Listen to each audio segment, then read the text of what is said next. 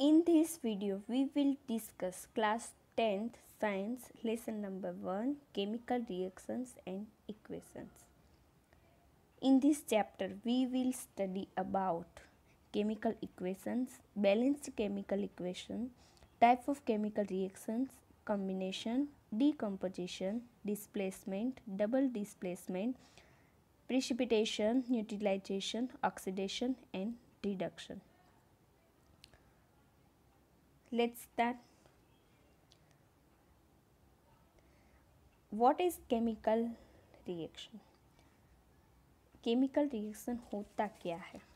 तो we have often seen that some substances when mixed from new substances, like if we want to make tea, we add sugar, tea, milk and water.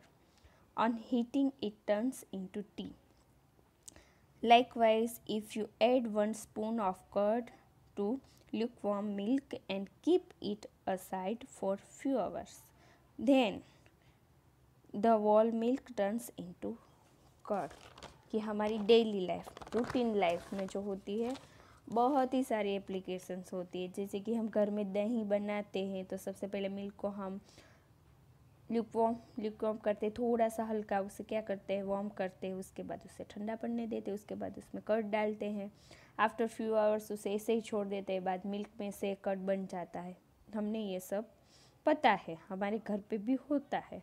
तो इस chapter में हम chemical change के बारे में learn करेंगे. जो केमिकल चेंज होता है उसे हम रिवर्स फिर से कर नहीं सकते हैं. तो what is chemical reaction? Chemical reaction क्या है? तो the process in which new substances with new properties are formed from one or more substances is called reaction. यानी कि दो सब्सटेंस कंबाइन होके एक न्यू सब्सटेंस, न्यू प्रॉपर्टीज मिलती है, उसको हम क्या बोलते हैं? केमिकल रिएक्शन बोलते हैं. और जैसे कि यहाँ पर हम देख रहे हैं H2 + O2 gives us H2O. H2 + O2 दोनों कंबाइन होके H2 बनाता है, यानी कि केमिकल रिएक्शन है. हाइड्रोजन और ऑक्सीजन दोनों क्या है? फ्लेमेबल है, लेकिन वाटर फ्लेमेबल नहीं होता है. तो उसमें बहुत ही सारे चेंज होते हैं केमिकल में. तो उसकी क्या क्या कैरेक्टरिस्टिक है? तो सबसे पहले फर्स्ट है चेंज इन स्टेट. क्या करता है वो? चेंज करता है स्टेट को. For example A + B solid है और दोनों कंबाइन होकर क्या मिलेगा? C. वो कौन से फॉर्म में? गैस फॉर्म में मिलेगा. नेक्स्ट है चेंज इन कलर. वो कलर चेंज करता है. जो रिएक्शन के पहले जो कलर था वो बाद में क्या हो जाएगा? चेंज हो जाएगा. Evolution of gas. Change in temperature. वो टेम्परेचर भी चेंज होता है. नेक्स्ट है chemical equation. Chemical equation. Chemical equation, what is the meaning of chemical equations? तो chemical reaction can be represented by chemical equations. It involves use of symbol of elements और chemical formula of reactants and product with mention of physical state. इनके सबसे पहले हमने जो chemical reaction लिखा है, magnesium + oxygen gives us magnesium oxide, लेकिन उसको हम सिंबल के फॉर्म में लिख दें. Magnesium means Mg, oxygen means O2 और मैग्नीशियम ऑक्साइड मीन्स MgO. तो मैग्नीशियम ऑक्साइड बनाता है, ये केमिकल रिएक्शन है. लेकिन केमिकल रिएक्शन को हम सिंबल के फॉर्म में लिख दें तो वो केमिकल इक्वेशन हो जाता है. यानी कि symbolic representation of a chemical reaction is known as chemical equation. Chemical reaction का सिंबॉलिक क्या होता है? रिप्रेजेंटेशन होता है. नेक्स्ट है कि हमने केमिकल इक्वेशन तो कर दिया, लेकिन हमें पता तो होना चाहिए ना कौन से पार्ट में क्या क्या होता है. तो जो इक्वेशन होता है उसके लेफ्ट साइड जो होते हैं उसको क्या बोलते हैं? रिएक्टेंट बोलते हैं. और प्रोसेस ये सारी होती है, रिएक्शन होता है, उसके बाद हमें न्यू सब्सटेंस मिलता है, उसको क्या बोलते हैं? प्रोडक्ट. वो कौन से? ऑलवेज हमें राइट साइड ही मिलता है. तो the substances which takes part in a chemical reactions उसका मीन्स क्या बोलते हैं, उसको रिएक्टेंट्स बोलते हैं। और the new substance is produces as a result of a chemical reaction, उसको हम प्रोडक्ट बोलते हैं। क्लियर? यानी कि जो सब्सटेंस होते हैं उसके बीच केमिकल रिएक्शन होता है, जो चीज़ें रिएक्ट होती है उसको हम रिएक्टेंट्स बोलते हैं, और रिएक्शन के बाद जो चीज़ें न्यू बनती है उसको हम क्या बोलते हैं, प्रोडक्ट बोलते हैं। इम्पोर्टेंट है ये। नेक्स्ट है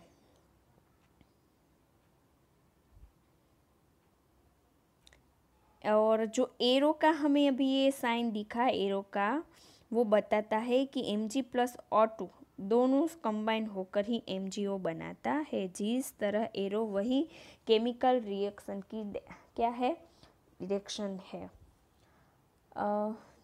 नेक्स्ट एग्जांपल जो है वो कि सबसे पहले हमें यहाँ 3 कंटेनर दिख रहे हैं, तो सबसे पहले हम क्या करेंगे कि कंटेनर के अंदर हम एक में रेड बॉल, दूसरे में 3 येलो बॉल डालेंगे, उसके बाद उसको कंबाइन करेंगे, तो जो न्यू सब्सटेंस मिलता है न्यू कंटेनर में हमें बॉल्स मिलेगा, और येलो और रेड दोनों का क्या होगा, मिक्सचर होगा। ऐसे नहीं है कि सिर्फ रेड ही मिलते हैं और येलो ही मिलते, ऐसे नहीं होता। यानी कि बॉल को हम एलिमेंट्स मानते हैं, ओके।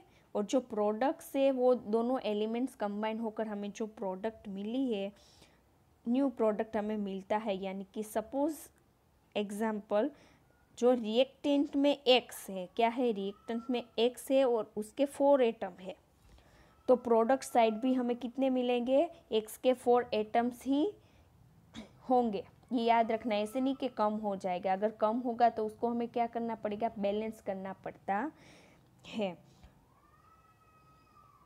C देखो नेक्स्ट पर है C+O2, carbon plus oxygen gives us CO2, यानी कि कार्बन और ऑक्सीजन दोनों मिलकर CO2 बनाते हैं। तो ये क्या हो गया, बैलेंस इक्वेशन है, क्योंकि यहाँ पर देखो, यहाँ पर C के कितने एटम्स है, 1 है, ऑक्सीजन के कितने एटम्स है, 2 है। यहाँ पर जब हमने प्रोसेस की है, दोनों को कंबाइन करके न्यू सब्सटेंस मिला है, तो प्रोडक्ट साइड भी CO2, यानी कि ये बैलेंस इक्वेशन है। अगर बैलेंस इक्वेशन नहीं होगा तो हमें क्या करना पड़ेगा, उसको बैलेंस करना पड़ता है। यानी कि ये हमें ये सिखाता है कि the number of atoms of each elements remains the same on reactant side and on product side. C के एटम सेम है, ऑक्सीजन के 2 एटम से, तो दोनों साइड वो क्या हो गया, उसको बैलेंस इक्वेशन कहते हैं। यानी कि दोनों साइड इक्वल ही है। लेकिन कुछ ऐसे भी इक्वेशन होते हैं जिनके दोनों साइड एटम्स इक्वल नहीं होते हैं, तो उसको हम क्या बोलते हैं, उसको हम अनबैलेंस इक्वेशंस बोलते हैं। अनबैलेंस इक्वेशन को हम स्केलेटल इक्वेशन भी बुलाते हैं। क्या होता है, अनबैलेंस होता है। Unbalance means the equation which is not balance is called skeletal equation. उसका सेकंड नाम क्या है, स्केलेटल इक्वेशंस नाम है। यानी कि अनबैलेंस होता है। देखो Mg+O2, यहाँ पर Mg का 1 एटम है, O2 के 2 एटम है, लेकिन ये हमने जब ये रिएक्शन किया तो उसको क्या खिला, MgO, तो यहाँ पर तो ऑक्सीजन का तो 1 ही एटम है, तो ये बैलेंस नहीं है, तो उसको हमें क्या करना पड़ेगा, बैलेंस करना पड़ता है। तो बैलेंस कैसे करेंगे, तो the equation in which the number of atoms of each elements on the reactants and products side are equal, so as to follow the law of conservation of marks। law of conservation of marks में क्या है, अभी learn क्या कर रही है, जो reaction होता है उसमें रिएक्टेंट का मास जो होता है वो ही प्रोडक्ट के साइड आना चाहिए, तो ही बैलेंस होता है। वो क्या, हमें कहाँ से ये बात सीखने को मिलती है, लॉ ऑफ कंजर्वेशन ऑफ मास से। नेक्स्ट है, क्या करेंगे हम, उसके एग्जाम्पल लर्न करें। सबसे पहले हम उसको बैलेंस कैसे करेंगे, ये केमिकल इक्वेशन को, वो तो हमें सीखना पड़ेगा ना। तो सबसे पहले Mg+O2 गिव्स अस MgO, ये अनबैलेंस है, तो हम उसको क्या करेंगे, बैलेंस करेंगे। तो सबसे पहले हम ये नोटबुक में लिख देंगे, Mg+O2 गिव्स अस MgO। तो ये बैलेंस करने के लिए सबसे पहले हम क्या बनाएंगे, टेबल बनाएंगे। ये कैसे आता है वो तो हमें पता होना चाहिए ना, इसीलिए हम एक ट्रिक यूज़ करते हैं। चलो सबसे पहले हम टेबल बनाएंगे, उसमें एलिमेंट्स के नाम लिख देंगे। एलिमेंट्स कौन कौन से हैं, Mg+O, ये दोनों एलिमेंट है, वो हम ये फर्स्ट बॉक्स में लिख देंगे। उसके बाद क्या है, reactant side and product side. मैंने आपको बताया था कि जो लेफ्ट साइड होता है वो रिएक्टेंट होता है, जो राइट साइड होता है वो MgO होता है। तो ये हम बॉक्स बना देंगे। उसके बाद उसमें कितने एटम्स है वो हम लिख देंगे। तो उसमें Mg और ऑक्सीजन दो एलिमेंट्स है, दोनों साइड हम क्या कर देंगे, 1 1 लिख देंगे। Mg का 1, यहाँ पर भी Mg का 1 1 1 लिख देंगे। ऑक्सीजन का 2 है तो रिएक्टेंट साइड में हम 2 लिखेंगे, लेकिन प्रोडक्ट साइड में हम क्या लिखेंगे, 1 लिखेंगे। देखो यहाँ पर है। तो ये रिएक्शन बैलेंस हो गया है, तो नहीं, अभी तो ये बैलेंस नहीं हुआ, तो हमें क्या करना पड़ेगा, उसको हमें बैलेंस करना पड़ेगा। तो बैलेंस करने के लिए हम क्या करेंगे, बैलेंस करने के लिए हम उसमें 8 तो करना पड़ेगा ना। तो Mg+O2, तो ये ऑक्सीजन 2 एटम्स है लेकिन यहाँ पर 1 है, तो उसके बाद हम प्रोडक्ट के आगे, पीछे नहीं लगाते, आगे लगाते, तो हम क्या लगाएंगे, 2 लगाएंगे। 2 लगाएंगे तो ऑक्सीजन 2 हो गए, 2 एटम्स हो गया। तो यहाँ पर चेंज होगा, रिएक्टेंट के साइड 1 है और प्रोडक्ट साइड Mg2 मिला है। फिर ऑक्सीजन में क्या हो गया, दोनों 2 2 हो गया है, राइट ना। लेकिन यहाँ पर Mg के तो 2 एटम्स है और हमने ये रिएक्टेंट साइड देखा तो Mg का 1 है, तो हमें Mg के आगे फिर क्या लगा देना पड़ेगा, फिर से 2 लगा देना पड़ेगा। तो ये क्या हो गया, इक्वेशन सब बैलेंस हो गया। तो देखो टेबल में Mg के रिएक्टेंट साइड भी 2 है एटम्स, प्रोडक्ट साइड भी 2 है और ऑक्सीजन के भी 2 2 है, यानी कि ये क्या हो गया, इक्वेशन बैलेंस हो गया। और ये रिएक्शन क्या है, बैलेंस रिएक्शंस है। Next example, BaCl2 plus H2SO4 gives us BaSO4 plus HCl। इसको हमें क्या करना है, बैलेंस करना है। तो सबसे पहले हम क्या करेंगे, टेबल बनाएंगे, BaClHSO और रिएक्टेंट साइड प्रोडक्ट साइड हम लिख देंगे Ba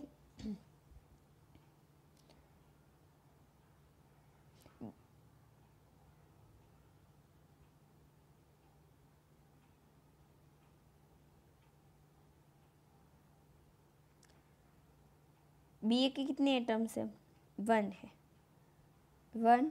तो इस पर प्रोडक्ट साइड भी 1 है, Cl2, ओके। ये क्लोरीन के कितने हैं, रिएक्टेंट के साइड में 2 है, लेकिन प्रोडक्ट साइड में कितने हैं, 1 है। वैसे हम सब के लिख देंगे। H के कितने हैं, यहाँ पर हाइड्रोजन के 2 है लेकिन यहाँ पर 1 है, तो यहाँ 1 लिखेंगे। ऐसे ही हम ये सारा जो होता है वो क्या कर देंगे, हम लिख लेंगे। देखो यहाँ पर Ba के 1 1, Cl2 2, H2 1, S1 1, sulphur oxygen means 4 4 है, O4 देखो यहाँ पर 4 4 है, ये हमने लिख दिया लेकिन ये बैलेंस है। तो देखो BaCl2, तो यहाँ पर BaSO4 HCl, तो हमें यहाँ पर ये पता चलता है कि चलो BaSO4 हो गया है, H2Cl2 है, तो हाइड्रोजन और ऑक्सीजन दोनों बैलेंस नहीं है, तो उसको हमें क्या करना पड़ेगा, दोनों को बैलेंस करना पड़ेगा। दोनों को बैलेंस करने के लिए बहुत ही सिंपल फॉर्मूला, हम क्या करेंगे, HCl हाइड्रोक्लोरिक एसिड के आगे हम 2 लिख देंगे, तो ये बैलेंस हो गया। हाइड्रोजन के 2 एटम्स मिल गए, Cl2 के भी हमें 2 मिल गए। तो हमारा जो टेबल है उसमें हमें क्या करना पड़ेगा, चेंज करना पड़ेगा। देखो यहाँ पर जो H है यहाँ पर हमने 2 2 कर दिया है और Cl में भी हमने यहाँ पर 2 2 कर दिया है। ऐसे हम क्या कर सकते हैं, ये पूरी प्रोसेस को हम बैलेंस कर सकते हैं। बहुत सारे एग्जाम्पल है, आप घर पे भी कर सकते हैं, लेकिन हर बार बैलेंस नहीं होता है, तो हमें फिर उसे क्या करना पड़ता है, चेक करना होगा दोनों साइड, उसके बाद ही हम आंसर लिख सकते हैं। ऐसे देखो कि हर बार सब कुछ सेम टू सेम नहीं होता है। C+O2 गिव्स और CO2 मिल गया तो वो तो बैलेंस है, लेकिन ये बैलेंस नहीं है, तो हम क्या करेंगे, उसको हम बैलेंस करेंगे। यानी कि बैलेंस करने के लिए 1 नंबर को मल्टीप्लाई करेंगे तो कंपाउंड या एलिमेंट्स से तो नंबर आगे लगाएंगे नहीं, के ब्रैकेट करके यहाँ HCl है तो हम HCl ब्रैकेट करके HCl हॉल्ट वाइज 2 नहीं लिखेंगे क्योंकि ये क्या होगा, ये रोंग होगा। इसके लिए हमें HCl के आगे 2 लगाया है, HCl के पीछे नहीं, ये हमें ध्यान रखना है। अब ये क्या हो गया, बैलेंस हो गया इक्वेशंस। तो सबसे पहले नेक्स्ट है, यहाँ पर देखो, to make a chemical equation more informative we can use H2 plus O2 is equal to H2O। तो क्या होगा, ऐसा है नहीं है, 2H2 plus O2 gives us 2H2O। ये बैलेंस ही है। वाटर स्टेट में क्या करता है, एग्जिट करता है, liquid, steel, steam, solid form में भी हमें वाटर मिलता है। हम फिजिकल सिंबल इसके लिए क्या करते हैं, यूज़ करते हैं। ये कौन कौन से फॉर्म में है वो हमें लिखने के लिए हम उसके कुछ सिंबल यूज़ करते हैं। जैसे कि वो सॉलिड स्टेट में होगा तो स्मॉल एस, लिक्विड में एल, गैस को जी से डोनेट करेंगे हम। और जो ये है लास्ट, हमें पता था कि 3 स्टेट होते हैं, solid, liquid and gas. And जो न्यू है वो क्या है, एक्वियस। एक्वियस मीन्स को उसको हम क्या लिखेंगे, एक्यू के नाम के लिखेंगे। ये एक्वियस जो होता है वो क्या होता है, तो एक्वियस होता है वाटर के अंदर वो डिज़ोल्व हो जाता है। जैसे कि शुगर को हम वाटर में डिज़ोल्व करते हैं, है ना, मम्मी घर पे करती है ना, शुगर को डिज़ोल्व करती है, यानी कि शुगर की जो एक्वियस हो गई, नहीं कि लिक्विड की, शुगर की एक्वियस होती है, लिक्विड की होती नहीं है। लिक्विड स्टेट तभी होगा जब मेल्ट होगा, ये हमें याद रखना है। और एक्वियस क्या होता है, यानी कि वाटर में वो मिक्स हो जाता है, इसलिए ये क्या हो गया। तो यहाँ पर हमें उसको सिंबल में लिखना हो तो हम उसको लिख सकते, कौन से स्टेट में है वो लिखने के लिए 2H2। तो जो हाइड्रोजन हाइजिन होता है वो गैस फॉर्म में होता है, जी लिखा हमने। O2 वो भी जी में होता है ना, गैस का भी जी लेंगे। और एक्विस के क्या लेंगे, जो H2O वाटर होता है वो क्या होता है, लिक्विड होता है। नेक्स्ट है 6CO2 plus 12H2O gives us C6H12 और 6 मीन्स क्या है, वो ग्लूकोज है, प्लस 6O2 प्लस 6H2O। हम ये प्रोसेस के लिए, ये जो प्रोसेस होती है ना, उसके लिए हमें क्या करना है, सनलाइट और क्लोरोफिल दोनों चाहिए। ऐसे ही हम कुछ कर नहीं सकते क्योंकि फोटोसिंथेसिस के प्रोसेस के लिए सनलाइट बहुत ही इम्पोर्टेंट रोल प्ले करता है, हमें पता है। लेकिन हमने रिएक्शन में सनलाइट और क्लोरोफिल ऐड नहीं किया है, ये तो ऐसे ही है ना, आप देख रहे हो, ये तो सिंपल ही है। तो उसकी कंडीशन होती है कि हमें फोटोसिंथेसिस और सनलाइट दोनों ही चाहिए, तो क्लोरोफिल भी चाहिए फोटोसिंथेसिस के लिए। तो हम उसे एरो के ऊपर लिख देंगे। कहाँ पर लिख देंगे, एरो के ऊपर। देखो यहाँ पर एरो के ऊपर हमने सनलाइट लिखा है और क्लोरोफिल नीचे लिख दिया है। तो हम केमिकल रिएक्शन को ज़्यादा क्या कर पाएंगे, इंफॉर्मेटिव बना पाएंगे। तो हमें क्या याद रखना है, हमें ये याद रखना है कि the total mass of the reactants must be equal to the total mass of product. That is why we balance every chemical equations. Okay, उसमें law of conservation of mass लगता है। Total mass of the reactant must be equal to the total mass of product. और उससे क्या होता है कि we balance every chemical equations. हम एवरी केमिकल जो इक्वेशंस होते हैं उसको हम बैलेंस कर सकते हैं।